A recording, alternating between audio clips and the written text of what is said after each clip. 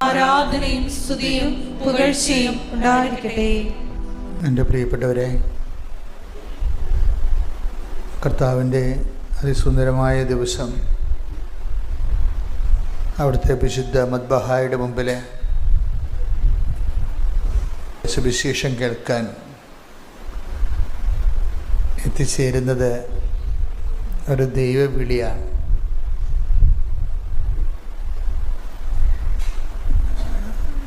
നമ്മുടെ ഉടമ്പടി ധ്യാനത്തിന് 2 ലക്ഷ്യങ്ങളുണ്ട്. അതിലൊന്നാമത്തെ ലക്ഷ്യം നിങ്ങൾ പറയുന്നത് പോലെ പ്രാർത്ഥിച്ചുകൊണ്ടിരിക്കുമ്പോൾ തന്നെ ദൈവാനുഗ്രഹം നേടുക,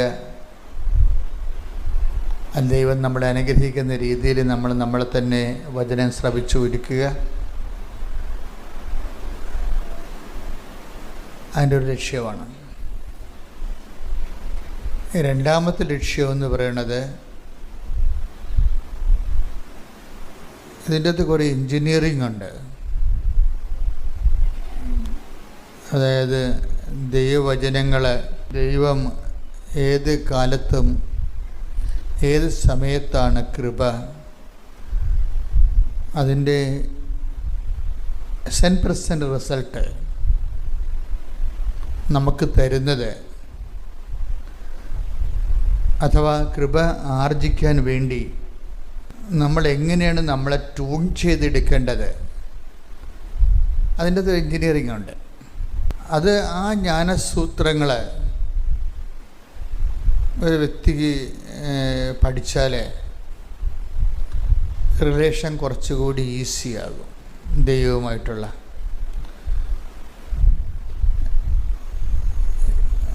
നമ്മുടെ മുമ്പിൽ എപ്പോഴും വന്നിട്ടുള്ള ഒരു ചലഞ്ച് എന്ന് പറയുന്നത്, ക്രിസ്ത്യാനിറ്റിയുടെ എല്ലാവിധ അനുഗ്രഹങ്ങളും കൃപകളും എല്ലാം നമ്മളിലേക്ക് വരുന്നതിൻ്റെ പിന്നിൽ ഒറ്റ നോബാണ്. എന്താണ്? ദൈവത്തെ അറിയുക. അത് ഭയങ്കര സീരിയസ് ആയിട്ട് നിങ്ങളെടുക്കണം. ഈ നിത്യജീവൻ പോലും അടിസ്ഥാനപ്പെട്ടിരിക്കുന്നത് ദൈവത്തെ അറിയുന്നതിലൂടെയാണ്. ഡോർ ഓപ്പൺ ചെയ്യുന്നത്, എല്ലാ നിത്യജീവൻ്റെ പോലും ഡോർ ഓപ്പൺ ചെയ്യുന്നതും അതെല്ലാം താക്കോലെന്ന് പറയുന്നത് ദൈവത്തെ അറിയുന്നതിലൂടെയാണ്. അപ്പോൾ അനുദിന ജീവിതത്തിലും അത് തന്നെയാണ് വിഷയം. അനുദിന ജീവിതത്തിൻ്റെയും തടസ്സങ്ങളെ മാറ്റുന്നതിനും അനുഗ്രഹം പ്രാപിക്കുന്നതിനുമുള്ള താക്കോല് ദൈവത്തെ അറിയുന്നതാണ്. അതാണ് ഞാൻ നിങ്ങളോട് പറഞ്ഞത്. കർത്താവിൻ്റെ വചനം കേൾക്കുമ്പോൾ കഴിഞ്ഞ ദിവസങ്ങളിലെ ഇന്നലെ തൃശ്ശൂരിൽ നിന്ന് അനില എന്ന് പറഞ്ഞൊരു ഫിസിയോതെറാപ്പിസ്റ്റ് അവർ ഒരു സാക്ഷ്യം പറഞ്ഞില്ല, ഇന്നലെ പറഞ്ഞു. അപ്പോൾ അവർ പറഞ്ഞത്, ഞാൻ എൻ്റെ അമ്മയുടെ കൂടെയാണ് കൃപാസനത്തിൽ വന്നത്. ഞാൻ ഉടമ്പടിയൊന്നും എടുത്തില്ല. ഞാനൊരു സാധാരണ ധ്യാനകേന്ദ്രം ആണെന്ന് കരുതിയാണ് ഇവിടെ വന്നത്. ഈ പ്രഥമ നോഷൻ, ഫസ്റ്റ് നോഷൻ പലർക്കും അനിലയുടെ ഒരു നിലവാരമായിരിക്കും. ഒരു സാധാരണ ധ്യാനകേന്ദ്രമാണ്. പിന്നീട് കുറച്ചങ്ങോട്ട് ചെന്നപ്പോഴേക്ക് മനസ്സിലായി ഇതൊരു സാധാരണ ധ്യാനകേന്ദ്രമല്ല എന്ന്. അങ്ങനെ മനസ്സിലാകാൻ കാരണം, ഇവർ ഉടമ്പടി എടുത്തിട്ട് വർക്കൗട്ട് ചെയ്തില്ല. അതാണ് പ്രശ്നം. കൃപാസനം ഒരു സാധാരണ ധ്യാനകേന്ദ്രം അല്ലെന്ന് അനില എങ്ങനെ മനസ്സിലായത്? ഉടമ്പടി എടുത്തിട്ട് വർക്കൗട്ട് ചെയ്തില്ല. വർക്കൗട്ട് ചെയ്തില്ലെങ്കിൽ നമ്മൾ ദൈവത്തോട് ചോദിക്കണം, എന്തുകൊണ്ടാണ് ഇതുകൊണ്ട് എൻ്റെ ഉടമ്പടി വർക്കൗട്ട് ചെയ്യാഞ്ഞത്? അപ്പോൾ നമ്മുടെ പ്രഥമ ദൃഷ്ടിയ നമുക്ക് ക്യാഷ് ആൻഡ് കൈൻഡ്, ജോലി, വീട്, വിവാഹം, അങ്ങനെ എന്തെങ്കിലും കാര്യങ്ങളൊക്കെ നമ്മൾ ഉടമ്പടിയിൽ വെക്കണമെങ്കിലും ഇത് ആദ്യത്തെ ഫേസിൽ ചിലർക്ക് വർക്കൗട്ട് ചെയ്യത്തില്ല. അപ്പോൾ വർക്കൗട്ട് ചെയ്യാത്തത് കാരണം അവർ അത് തെറ്റായിട്ട് ഉടമ്പടി ചെയ്തത് കൊണ്ടോ ഉടമ്പടി ഉഴപ്പിയത് കൊണ്ടോ ചിലർക്ക് വർക്കൗട്ട് ചെയ്യത്തില്ല. ചിലർക്ക് ഉടമ്പടി വൃത്തിയും മേനയുമായിട്ട് ചെയ്താലും വർക്കൗട്ട് ചെയ്യത്തില്ല.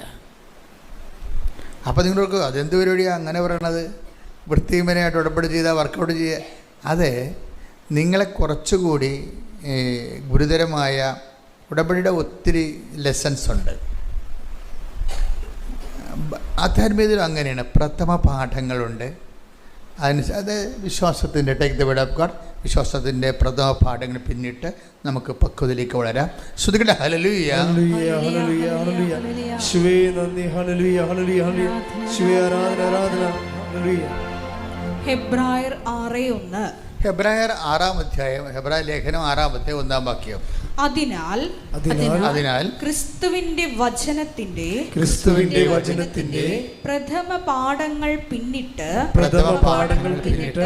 നമുക്ക് പക്വതയിലേക്ക് വളരാം. ഈ പ്രഥമ പാഠങ്ങൾ എന്ന് പറയുന്നത് പ്രാർത്ഥിക്കുന്നു, അനുഗ്രഹം പ്രാപിക്കുന്നു, അതാണ് പ്രഥമ പാഠം. കൂടുതൽ കർത്താവ് ഇവരുടെ ഇൻഫ്രാസ്ട്രക്ചർ നോക്കുമ്പോൾ, പരിശുദ്ധാത്മാവ് നിങ്ങളെ വിവേചിക്കുമ്പോൾ കൂടുതൽ പഠിക്കാൻ സാധ്യതയുള്ളവരാണെന്ന് കണ്ടു കഴിഞ്ഞാൽ പ്രഥമ പാഠം തരത്തില്ല. നീ വെയിറ്റ് ചെയ്യാൻ പറയും. അറിയുന്നതിലൂടെയാണ്. അപ്പോൾ അനുദിന ജീവിതത്തിലും അത് തന്നെയാണ് വിഷയം.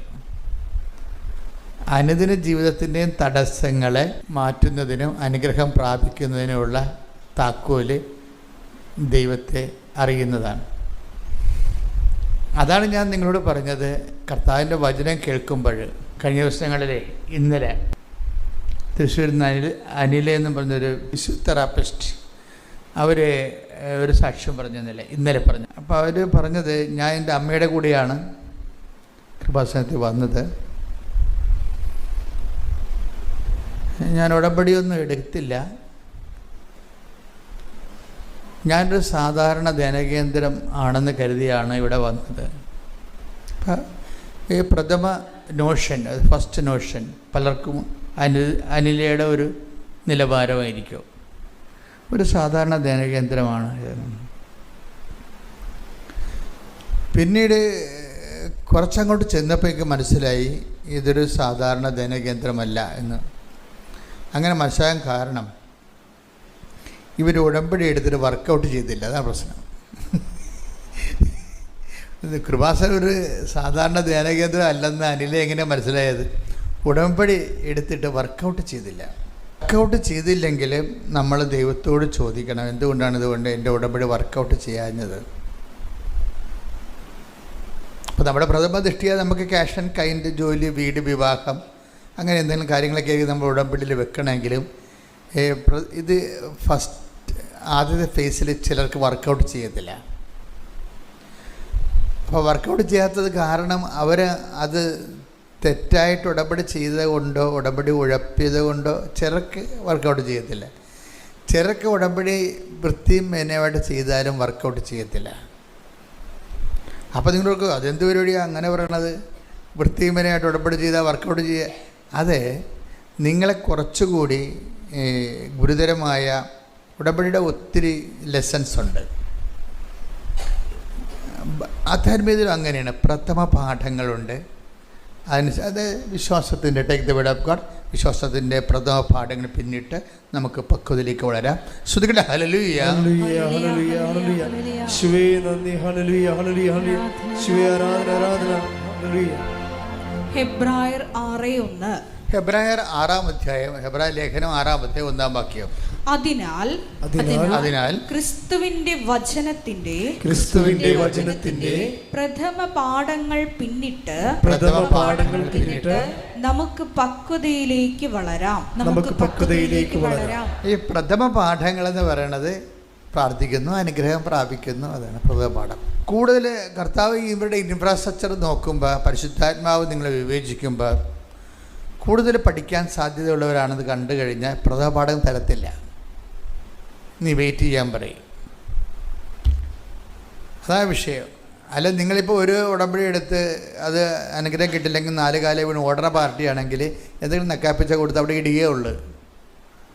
കാര്യം വെച്ച് കഴിഞ്ഞാൽ ഏതായാലും കഷ്ടപ്പെട്ട് ദൈവത്തെ അറിയാൻ വേണ്ടി ഒരു ജീവിതത്തിൻ്റെ കണ്ണീർ കാലത്ത് വന്നില്ലേ, നിനക്ക് മുമ്പോട്ട് പഠിക്കാനുള്ള ബുദ്ധിയൊന്നുമില്ല. അപ്പം അതുകൊണ്ട് അത്യാവശ്യ അനുഗ്രഹങ്ങളൊക്കെ കൊടുത്തിട്ട് ഇതാണ് നിൻ്റെ വഴി, ഇവിടം വരെയാണെന്ന് പറയും.